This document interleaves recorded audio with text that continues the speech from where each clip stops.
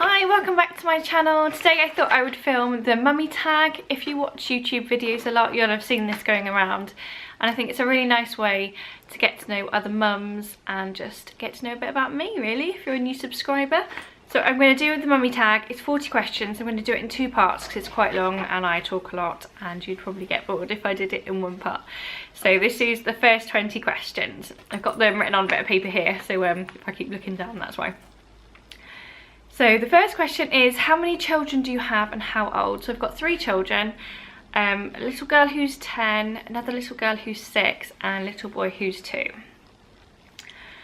Oh, well, I should have read the questions first. Question number 2 is my proudest moment since having children. I'm trying to think of my proudest moment. I know. It was when my eldest daughter, Bean, who was 9 at the time, she performed a solo in the school choir to a packed church, and I felt really nervous for her, and she just did it really well. She had a little falter, but she did it so well. I was so proud of her, so that was my proudest moment. My most frustrating moment as a mum, I have a million frustrating moments. I think the thing I find most frustrating is dinner time, because my children don't eat really well and they're quite fussy, and I just find it really stressful because I'll spend loads of time making something and then they'll whinge about it or moan about it or throw it on the floor or not eat it, and pretty much every meal time is stressful and I find it really frustrating, so I try and feed them nice healthy things and it just doesn't work. How do I discipline my children? We have a naughty step which travels around with us, so wherever there's a step it can be made into a naughty step, and they get put on the naughty step and they have to sit there theoretically for as many minutes as they are old, but it doesn't really work like that. They sort of sit there till they're quiet, and the older ones will come off now and apologise. Little boy's not so good at that, but that's how we do it. And if they perpetually don't listen, I will say I'll take away a privilege like watching TV, or I'll take away a toy, things like that. Or if they've got an activity that they like and they've been really what I consider really naughty, then they won't be allowed to go to that activity, like football or ballet or brownies or something like that. That's a privilege that gets taken away. So that's how I discipline them. I do always try to explain what they've done wrong and the reason why I'm really disappointed, so that they understand. I think that's really important. So I don't smack them or do anything like that, or I try not to shout. Obviously we all fail sometimes, but it's not my parenting mantra to be a shouty mum. I do try and be calm when I discipline them. Do I swear in front of my children? No, I don't swear in front of my children. I don't swear very much anyway, but I very rarely, it'd be a complete accident if I swore in front of my children. I don't want them to sort of pick up on that sort of language and think it's normal and go out and use it, so that's why I don't swear in front of them. Has my relationship changed since I had children? Yes, definitely. I think we've turned into a real team. It's strengthened our relationship.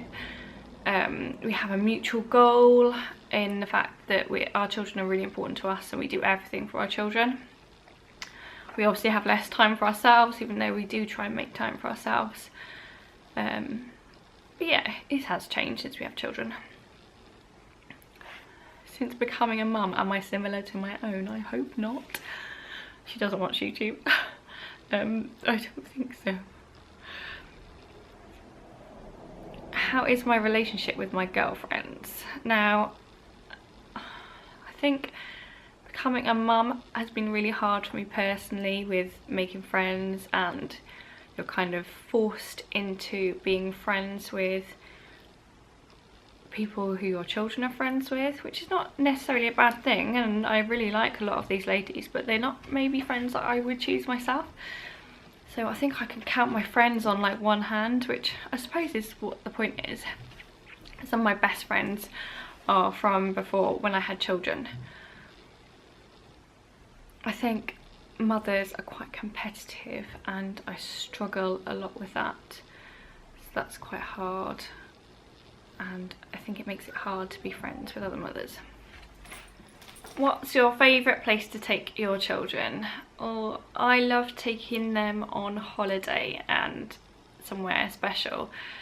Somewhere that's not ordinary, somewhere that we haven't been before, just somewhere, anywhere new basically, so they can see new things and explore new places, and I want them to know how big the world is and how much there is to see. What's my least favourite place to take my children? Soft play. I hate soft play. I hate it. It's okay when they're bigger and you can sit there with a cup of coffee and read your book or do some work on your laptop, but when they're little and you have to be up and down and they're whinging and they're crying and they get hot and then they're thirsty, oh, it is hard work. Especially when they're so little, you have to climb up on the soft play frame with them. Oh, I hate it. Hate it, hate it, hate it. What's my opinion on children with pierced ears? Oh, that's a controversial one. My daughter, my eldest daughter, wanted her ears pierced for her 9th birthday. And I'd always said she could have them pierced when she was 13. But a few kids in her class had it done. And I kind of thought, you know what? I'm going to let her have it done at some point. And 9's not ridiculously young, so I caved in and let her have it done at 9. And she was really responsible. She cleaned them really well and they never got infected. And I think as long as they're old enough to be sensible, to clean them, to look after them, then it's okay. Boys, on the other hand, oh, I really don't like boys with ears pierced. I don't know why, I don't like it. So if my little boy wanted his ears pierced, it'd be no forever. That's really sexist, I know, I just don't like it. Oh yeah. What's my favourite skincare for me and my children? That's really hard because we have different skincare. So for me, I really like Clinique. I use a lot of Clinique and I tend to mix up my skincare a lot as well. So I'm not constantly using the same thing. So there's not a go-to thing that I use or anything, apart from Clinique Dramatically Different Moisturising Lotion. I use that a lot, so that's probably my go-to. And Liz Earle, the hot wash, that cleanser, that's my favourite. Those two are my favourites, but I do mix it up. In terms of the kids, I tend to use Asda's own, I think it's called Little Angels, stuff in the bath, and just Body Shop Body Bottom on the girls, or a little bit of baby oil. Nothing much really. My eldest is 10 and I can see that her skin's starting to, you know, get a bit greasy, so I've been trying to encourage her to wash her face with just a mild like face wash gel. She's not interested at all yet, but other than that, that's our basic routine. My must-have mummy makeup is my Charlotte Tilbury palette. I can't remember what it's called, 5-minute palette, something like that. You can tell I'm not a beauty blogger. It's quite expensive, but it's got bronzer, 2 blushes, perfect eyeshadows in it. So that's got most of what I need. Then a good foundation, some mascara, and I don't tend to use lipstick. I tend to like use lip crayons, something that's a bit gentler, nothing too strong. So and literally I do my makeup in 5 minutes. You can imagine, I have no time. Bath or shower? Bath every single time. I love baths. I put bath salts in, bath bubbles, Lush bath bomb. I do shower, but I just prefer a bath. And quite often I'll be known to sort of have a shower in the morning, have a bath in the evening. I find them really relaxing, especially if I've been working out a lot. They soothe my muscles on my back. And I think they're a bit of a treat, and I can read a book in the bath and get a bit of peace. The other thing I heard the other day was that if you have a hot bath, and I have really hot baths, so a hot bath are equivalent in burning calories as a 30-minute walk, so gotta be a bath, hasn't it? Am I back to my pre-baby weight? So I've had 3 children. I was about 8 stone before I had my eldest, and I put on 4 stone when I was pregnant with her. I was huge. I ate too much and didn't exercise enough. I had an office job, and I think I got back down to 8.5 stone. And then I had my second daughter. I didn't put on so much weight. When I lost it all, I got back down to 9 stone. And then I had my little boy, and I'm now 8 stone 11.